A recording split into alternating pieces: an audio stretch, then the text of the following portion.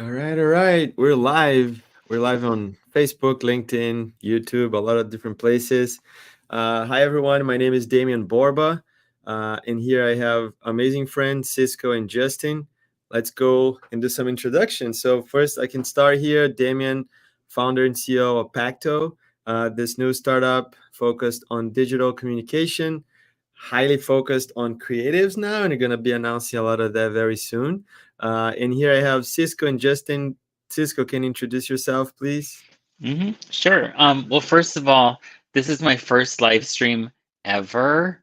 Oh, So I wow. just this is really exciting. I feel like it's kind of like when an older person is holding their phone going like that. I feel like it's a part of a national program called No Old Man Left Behind. So I'm just really excited to be like live. I'm like, what does that even do? Um, I've been building products for a long time. It's like 25, 30 years, somewhere in there. And but I started with like consumer packaged goods. Like I started with lotions and shampoos and all that stuff. And then eventually I moved over to software. And one of the things that I've been obsessed with over the last 10 years is how people work together.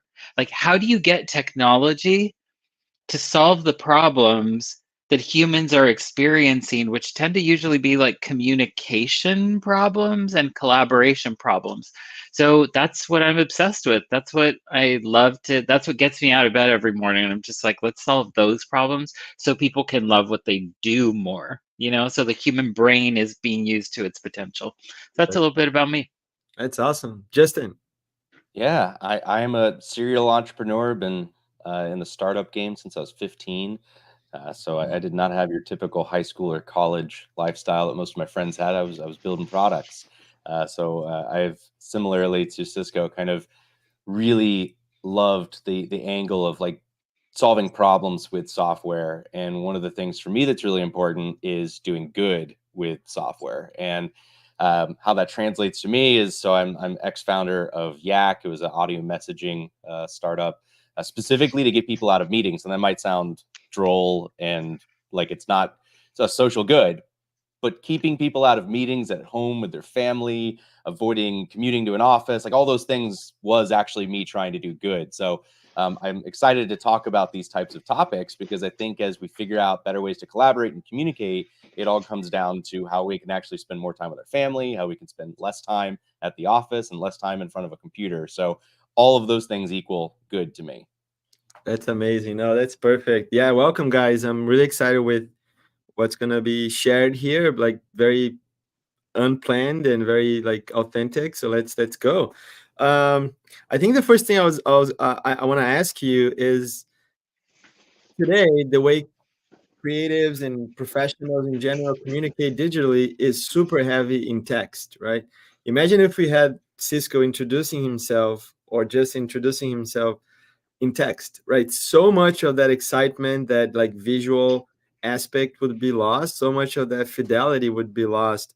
So how like comfortable are you guys with the current scenario, the status quo of digital communication super heavy in text, Slack, Teams, and like WhatsApp, all these different things? Let's start with Justin.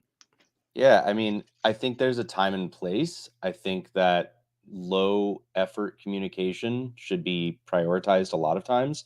But the whole reason we're even talking to begin with right now is because you sent me a blog weeks ago. And my immediate thought was like, what a gross way to promote non-text based communication than writing a whole freaking blog about why text sucks.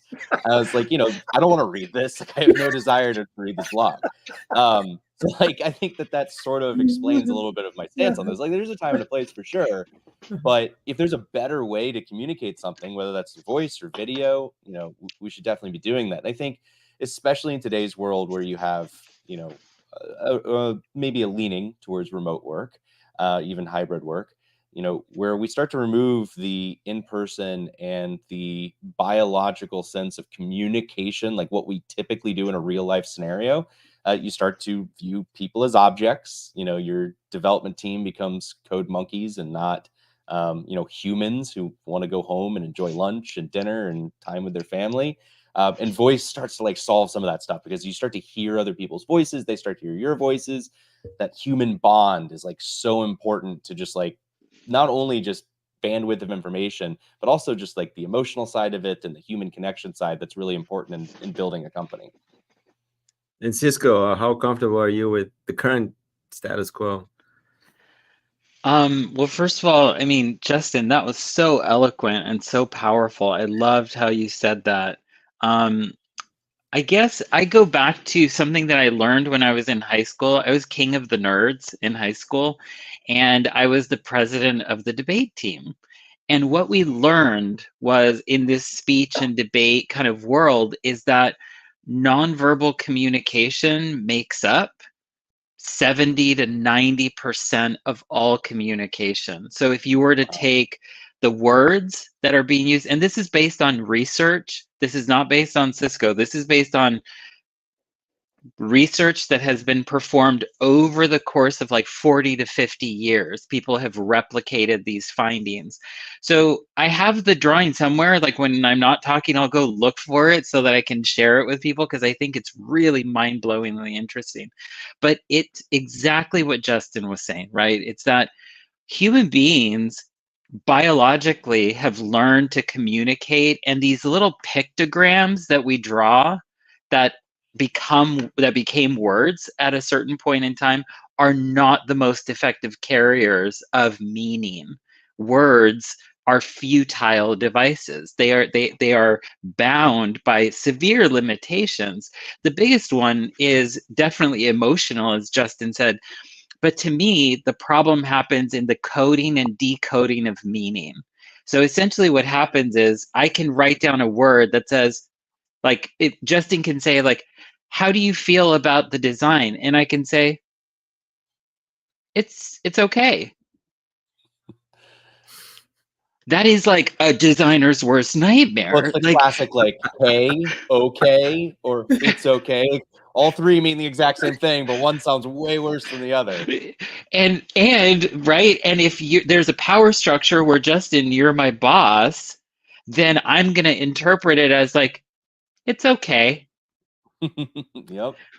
Right. And so I guess when it sucks.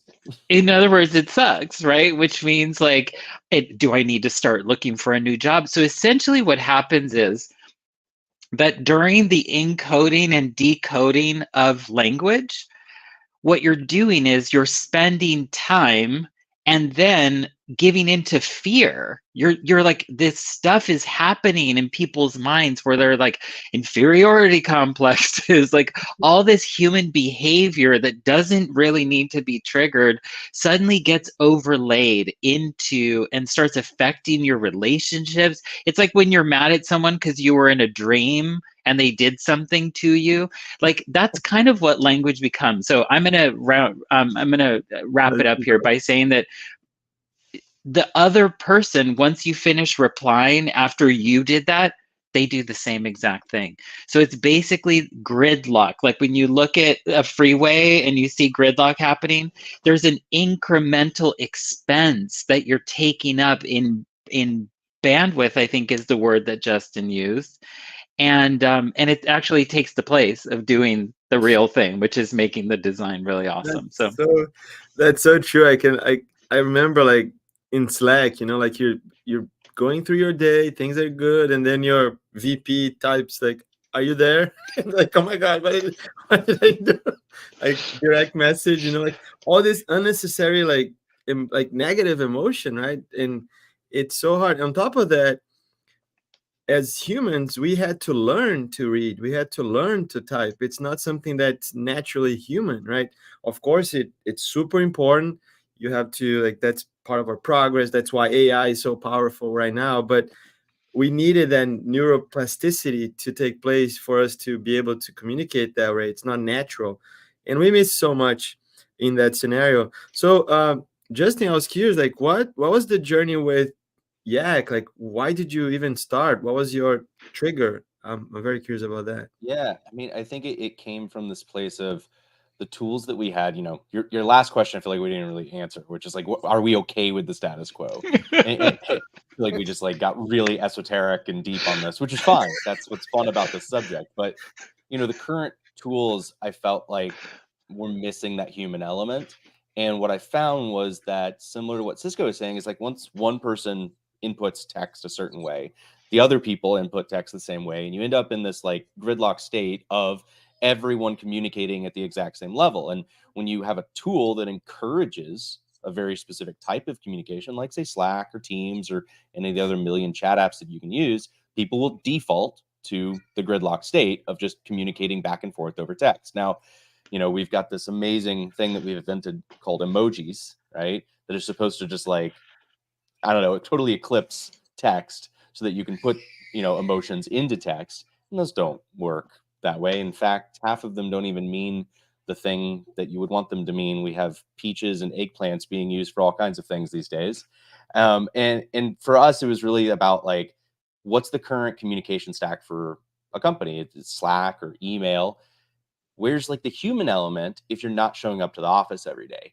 And what I found was, particularly in giving feedback to designers, just like Cisco said, like a lot of times that can be completely misconstrued. I also found that even my bandwidth for the ability for me to get something out was severely limited over text. And so really the genesis of Yak, and it wasn't actually asynchronous to begin with. It was real time at the very beginning. It was a real time walkie-talkie back and forth.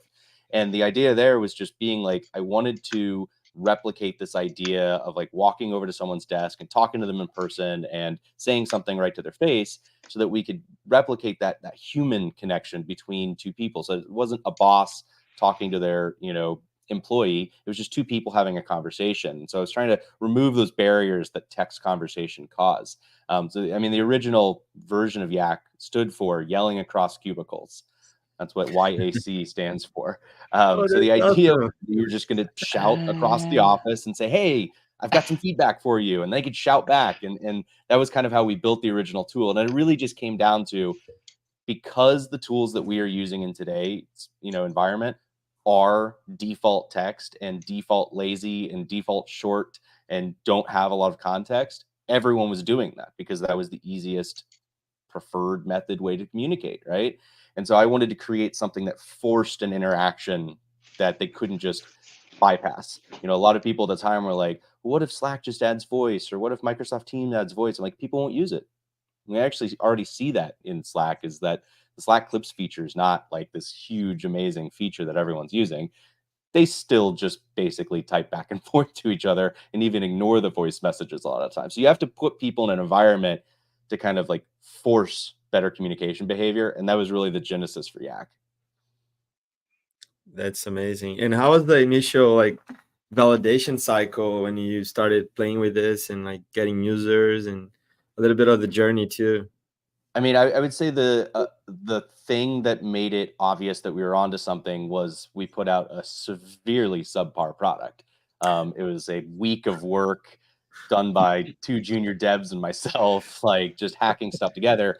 And the reaction was like absurd. Like people from Google and Envision and like all these huge companies. We had Roche Healthcare, like a massive healthcare company, downloading this incredibly poorly built app that the database was a single JSON file hosted on an S3 bucket. Like it was not a well-developed solution, but everyone was gravitated towards the experience that it gave them. They're like, wow, this is so cool. I can like talk to my remote workers, in this high bandwidth, highly emotionally, contextual way. And so when you see a bunch of people using something that is garbage software and they're latching onto it, you're like, okay, there's something here. If the premise is that strong, all we have to do is, clean up the execution of it. That's amazing. That's awesome. Thank you so much for sharing that. And Cisco, how about you? Like, what's your journey in terms of dealing with how people communicate digitally, and some of the lessons that you had along the way? Well, I guess one of the things that I would say is like when I started working in software, the first thing that I did was I worked on a fintech startup where we were trying to facilitate communication between a borrower, a lending organization, and an appraiser of a particular object. In the second platform that I worked on, XD, we were trying to facilitate conversations between a designer, a developer, and stakeholders. And then there were a bunch of other people. And then when I was working on Tara, Tara was a sprint management product. So we were trying to facilitate conversations between designers, developers, marketers, and go-to-market people and stakeholders. So there was kind of some overlap. And then with Heirloom, we were trying to facilitate conversations between and work between people who were making identity credentials, the holder of the credentials, and then the third party that's verifying the credential. So even though I'm like kind of not really talking about the platforms, my point is that I've been working on collaboration platforms for the last 10 years. And here it is, kids. Here's what I've figured out. What I have figured out is that humans fundamentally are trying to answer 3 questions as a team at all times. What they are trying to figure out is, what are we doing? So scope, they're talking about a thing. The second question they're trying to ask is, how are we going to get there? So humans want to have a plan of some sort when they're building and communicating or doing anything. And that's what knowledge work is about. It's building stuff and executing it and building a business, blah, blah, blah. And the third thing is the nail tapping. Are we there yet? Are we there yet? Are we there yet? That's it. Those are the 3 things. Every other problem in communication that you can possibly think of has as its root one of those meta questions. And if seriously, if anyone reads this and you can think of a question that does not fit into those, I will send you a $5 bill. That sounds really gimmicky, but I swear it's like, and I can show you the research. I've done research across thousands of knowledge workers and different professionals. And you know what's interesting is that when you look at and you ask them, what communication problems do you have? It all comes down to things like alignment. Like they're not really confused about what they think they should be working on. It's trying to get on the same page as other people. And so the way that we have tried to solve the communication problem is by saying like, oh, maybe you should write a requirements document. Like a requirements document that no one will ever read, but that your boss will think is a good indicator that you've That's done how I feel about this like rush of like Notions and all these other tools that are like, document everything, write as much as possible. And just like, but what if people just don't care and still won't read it? That does not solve the problem. You just created extra work for everyone, and now they're upset about that. So I totally agree with that. But how is it possible that everyone knows, like it's very clear, everyone is aware that they're in this very inefficient environment, text-based, and they're okay with that, they accept that, and like with this long why is it possible? I would answer that probably a different way, or ask a different question, which is, why aren't they, doing these other methods? Why are they falling back to text? And I think it's twofold. One would be, for years and years and years, any other medium of communication has been seen as content creation, right? If we look at video, and we look at YouTube, and we look at, like podcasting and, these professional interviews, just like this one right here, and you put all this effort into the glitz and glam of it all, and then people get afraid because it's now like showbiz. It's like, oh, well, I got to look good. I got to sound good. I can't fumble my words. I can't be coughing or sneezing in the background. Like this needs to be a piece of content. And what we've seen, thankfully, I think, is, where you see like the rise of TikTok, especially with like a lot of these Gen Z kids, that just the more unfiltered and more imperfect your content is, actually the better it performs right now. So we're seeing like this moment of people saying it's okay to output content that's not perfect and polished and well made. And I think that you're going to start seeing a shift in the communication methods. I mean, I already see that in like our teenagers that we have. They've started using voice notes a lot more in iMessage. You know, they start to send little Snapchats. Like Snap is a really great example of, it's ephemeral and people enjoy using it because it's ephemeral, but also because they don't have to try that hard. They can take the ugliest selfie ever and it'll just delete after 24 hours or whatever.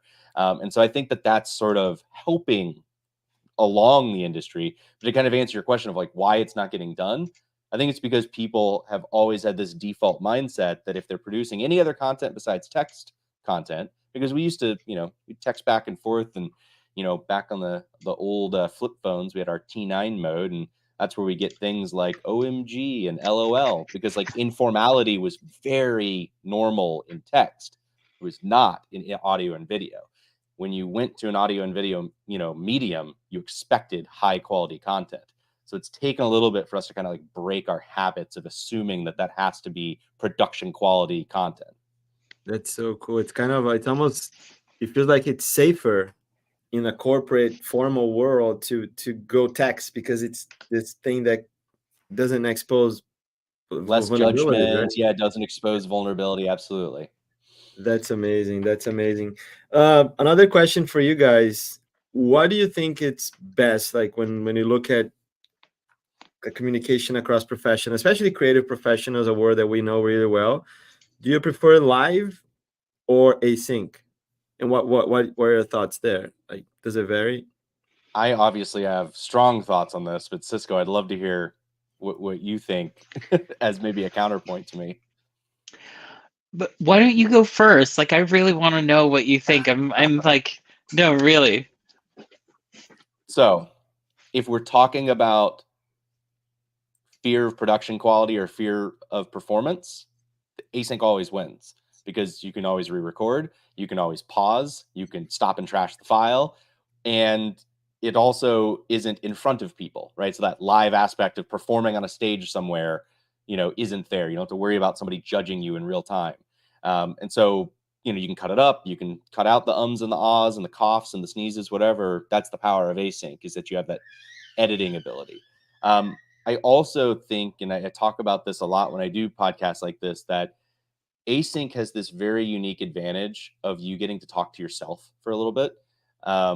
Because no one else is right in front of you and you're communicating to them, you're actually kind of communicating to yourself when you record something asynchronously. And what I found that's really powerful is, and we used to call this rubber duck debugging, this idea that you talk to a rubber duck on your desk and it solves all the issues for you.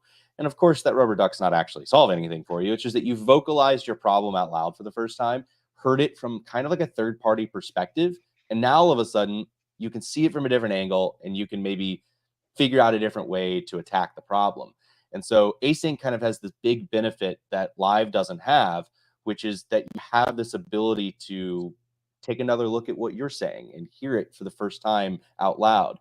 I think that live definitely has its benefits, but I also think one of the biggest ones is it doesn't respect other people's time. You know, async, you can put that on 2x. You know, you don't have to ask somebody to sit and listen to you. So there's a lot of benefits to live, obviously.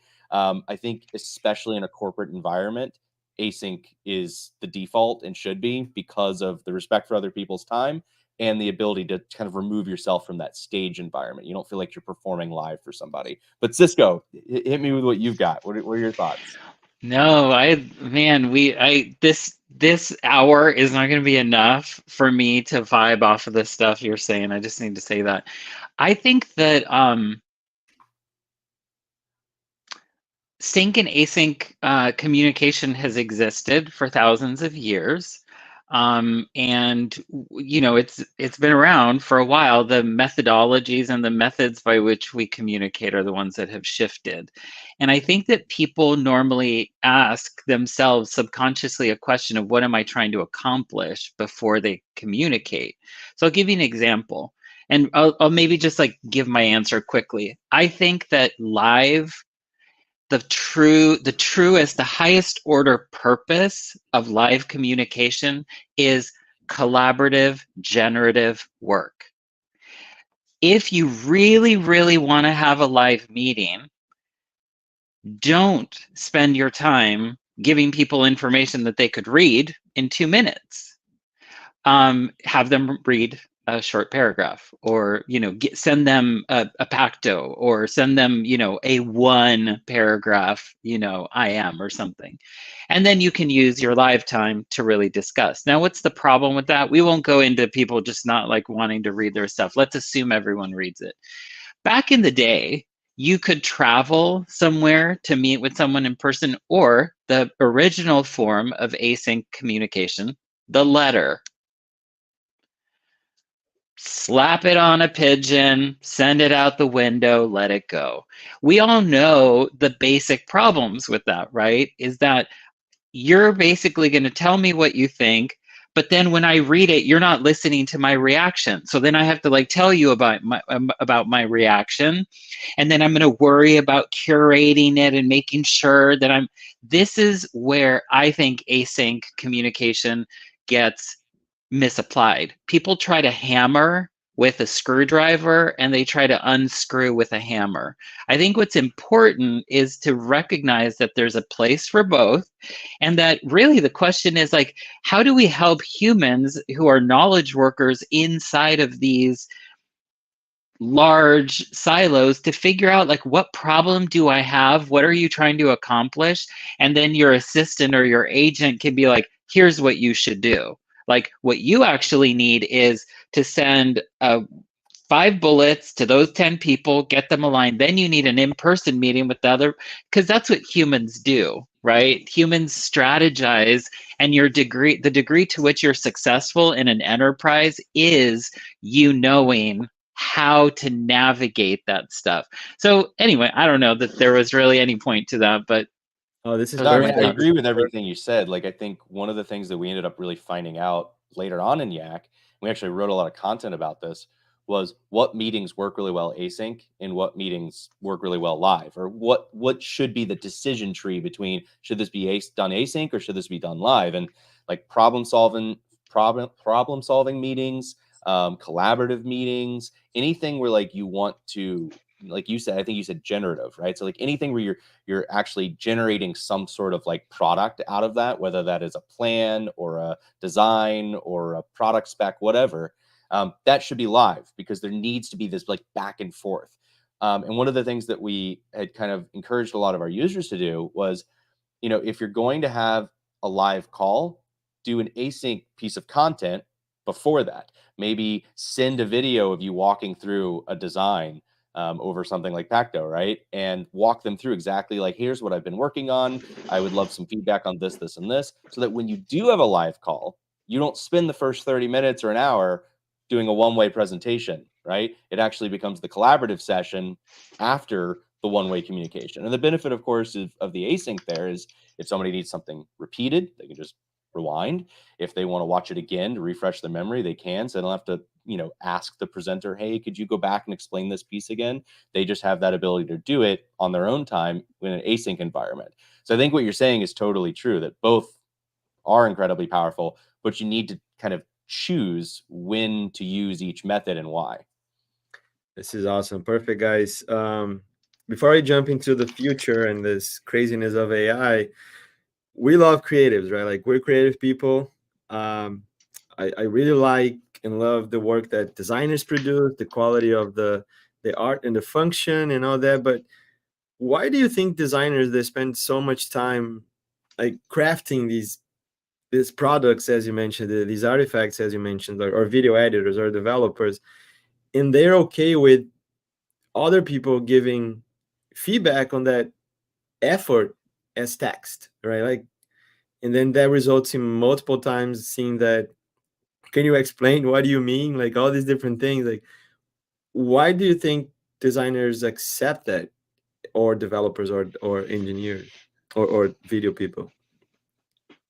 I mean, I think I would say speed is probably a positive way for me to say laziness. Elon tweeted out the other day, video is the highest bandwidth way to receive information. And Nilay Patel, who runs The Verge, immediately like responded to this and was like, I love video, but that's just not true. text is by far the fastest way to get a lot of information all at the same time, because you can scan text and you can reread it, and it's very compact, dense version of information. So if you look at the benefits of text in, from a input and output perspective, it is faster to type typically, and way faster to read typically, because we have the ability to scan, and quickly digest information. And you can do it again very quickly if you want to go back and review something. So if you have sort of what I said kind of like in my original little blurb, is like, if you give users a way to be lazy, they will always choose the lazy route. And I think a lot of designers are like, I don't want to listen to that. Just like write a comment, drop a comment on my Figma, whatever it might be, or my XD file, and let me, just read that, because that is like the laziest way for me to interact right now. I don't want to listen to you. You don't want to listen to me. So I think that that's sort of like where I see the leaning is. It's like text actually has this unique ability to be this incredibly low effort way to consume and output information. It doesn't hurt too. It hurt less, right? Like Yeah. you get less cars by interacting via text. Yeah. How about you, Cisco? Why do you think designers are okay with that, and developers and video people? I mean, it's exactly what Justin said. I'm gonna yes and it and maybe give a converse of what you were saying, but it's all a corollary or an extension of what you're saying, which is that humans are moving towards video. We did a study way back when, like, hope no one is listening, but like when I was at Banana Republic, we did a study with like women who made like $300,000 a year, and in order to see how many words they were reading on the average trip to a store, because there were all these investments in store signs. Who wants to take a guess? Guys, take a guess at the average word count that women were reading in the stores. Oh man, I don't 10, think I 20? should. I don't think I should publicly guess that. Okay, it was 10. And so all the people that were writing paragraphs on these like cards and I stuff was were gonna like, say even less. I was like 3. yeah. Well, and I Headlines. shouldn't, and what they found, the study just happened to focus on women, but I'm sure they would have found, the same with men. The point being that humans are slowly starting to read less. Now, that doesn't mean that we don't want to output immediately into text, because it's cathartic. You're feeling heard. You're responding immediately. I think that the flip side, not flip side, but the corollary to being lazy is it's just easier. Honestly, in order to create a video, I feel like I have to like move some stuff around, and then I have to like, do this and be like, what's going on? And then there's like, it feels like a lot of work. And we've talked about this before, Damien, in talking about Pacto. If you were to download it and use it today, like, it's an MVP and it's amazing, but we haven't really gotten there yet. Our goal will be achieved when the human being does what Justin just said they do with text. If they can quickly hit a button of some sort, create some sort of an artifact, and to know that they can quickly edit out the parts that like don't make them look and sound great, and then I guess I'm just like, and Loom and a couple of other products are starting to make that easier, but I think it's interesting that they still haven't crossed that chasm. And I think that it's human evolution. I think it's hard to change human behavior, and I think it's going to be to quantify for them, for the people that are brave and willing to accept that kind of an artifact, showing them quantifiably that they're spending less time in meetings. That's awesome. Thank you. Let's switch to the present, more like a little bit of the future. AI, right? The world is like burning now, like with AI content, and I see so much. I saw yesterday like a designer GPT or a YC application GPT. All these craziness, like assistants, that are really changing the way people interact. Justin and Cisco, are you afraid of AI or are you excited with AI? Oh, definitely not afraid. I use it every day. I love it for ideation. I'm working on some tabletop board games in my spare time just for fun, and I just have all these ongoing conversations with ChatGPT, like going through the rules and thinking through strategy. One of the weird things that I'll have it do is actually run like its own little play test. I'll say, hey, simulate a couple rounds of the game just so I can see, like, is it balanced? Does it work well? And it just does that for me. And then I'll generate a mock of what maybe the game board looks like using Dolly. So I'm doing this all the time. I think, one thing that's really interesting is, as we are talking about text versus voice, is like the AI side of that, right?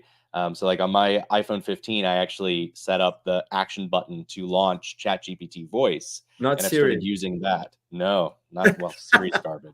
We all know that. So I just used the ChatGPT voice thing, and I will ask questions, like, I mean, really silly things. Like we were at a Home Depot the other day trying to buy some sod for the house, and we just wanted to calculate, like, how many panels of sod do we need based off the size of the sod panels that were there and the area of grass that my wife had measured, right? And so I just rattled that off into my phone, and it told me exactly how many panels I needed to buy. I was like, oh, this is amazing. This is so much faster than me pulling out my calculator and doing like 3 different multiplications and trying to double check my work and make sure I didn't do it wrong.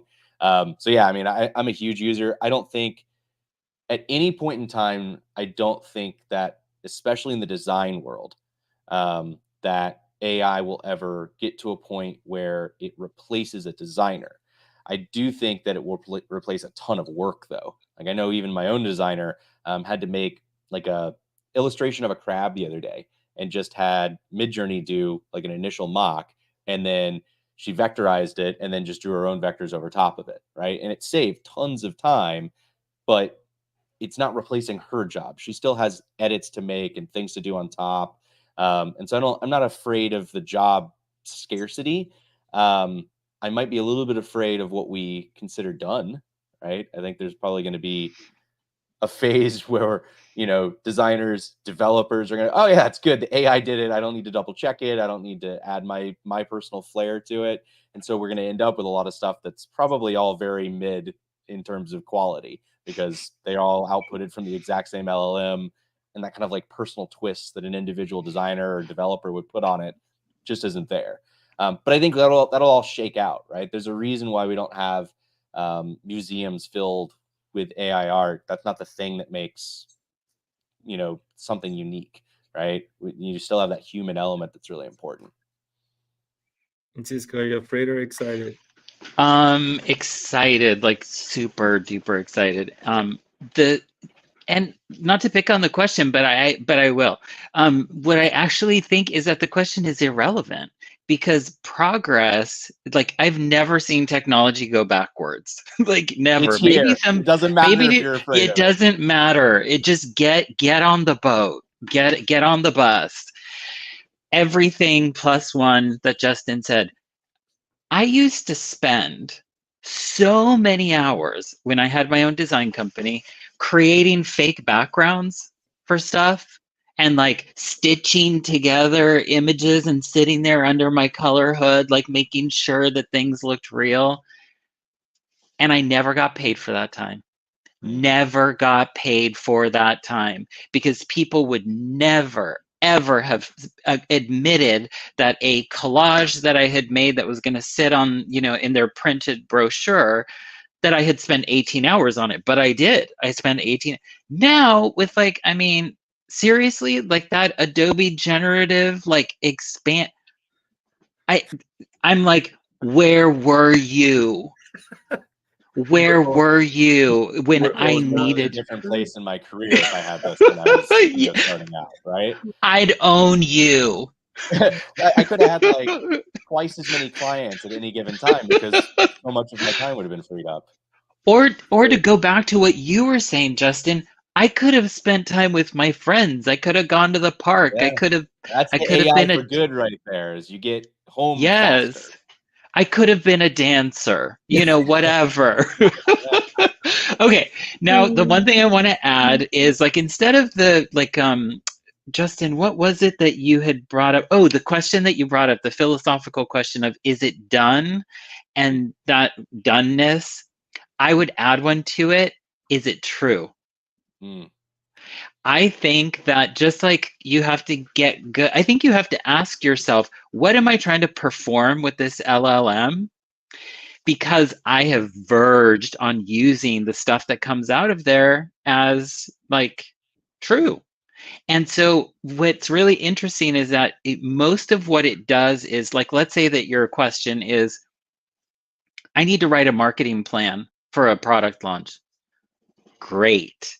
But if you ask it to tell you about your four main competitors, it's going to do an okay job. In other words, until they are scouring the internet, until the language models are not just predicting what words should come next, but actually reviewing information that's vetted. So the notion of a citation inside of an LLM is not really something that, as far as I know, has been fully thought out and built. Yeah.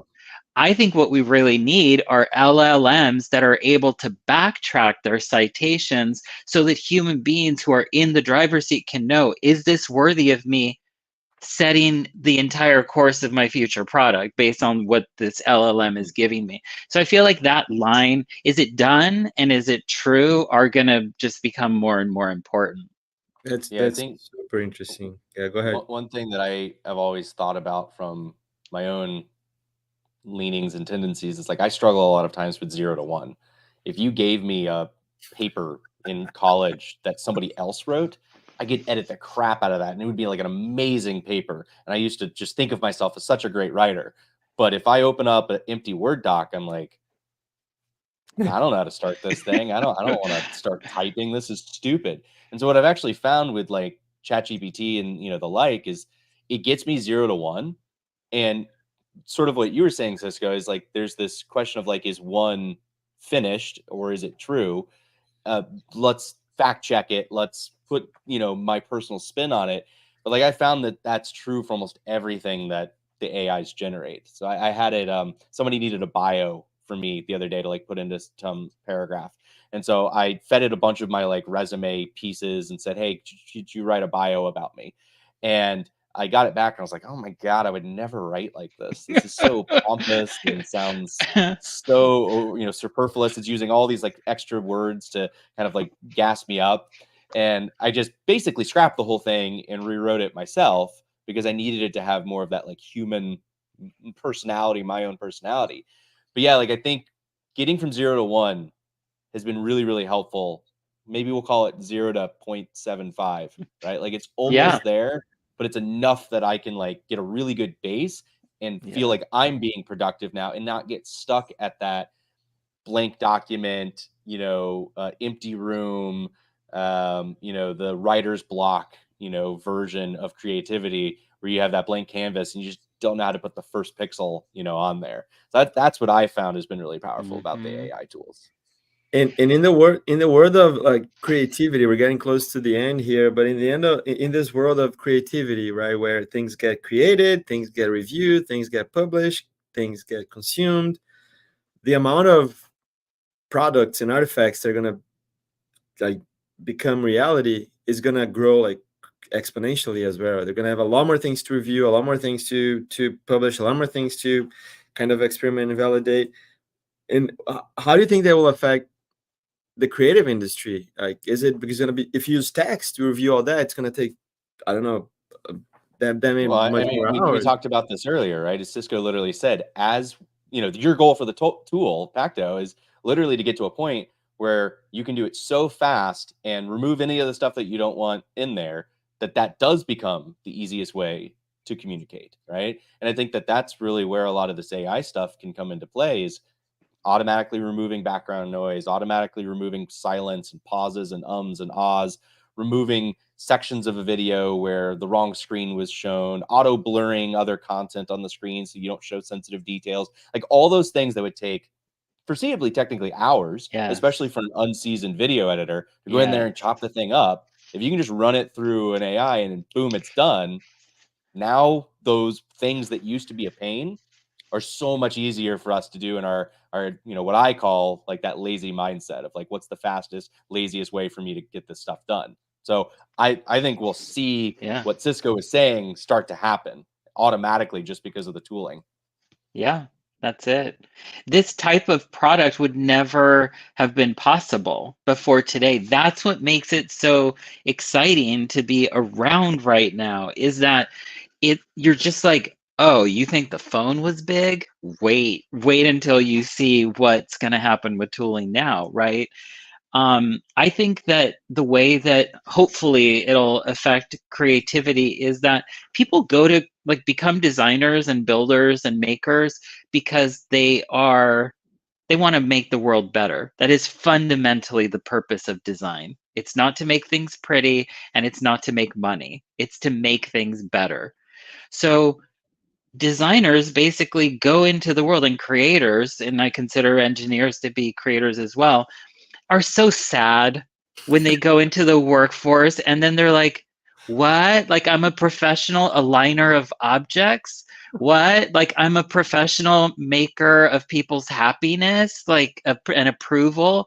Like, they're not building anything good. Like, the whole theory is that all of this tooling is supposed to make it so that individuals are showing up and asking themselves, how do the humans on the other side of this have a better life, and how am I working to do that? And all of that 0 to 0.75 problem that you mentioned, like, they can use that hopefully to focus more on the problems that, goes right into the vision statement that you had for Yak. I'm super excited maybe in the next one of these to hear about some of the ideas that you have for, how you want to solve that, Justin. Yeah, Awesome, definitely. guys. Thank you so much. Yeah, this was very inspiring. I learned a lot. We're going to produce a lot of content out of this. Thank you so much for your time, and hope to speak with you soon. Thanks, Awesome. guys. Thanks, man. Bye.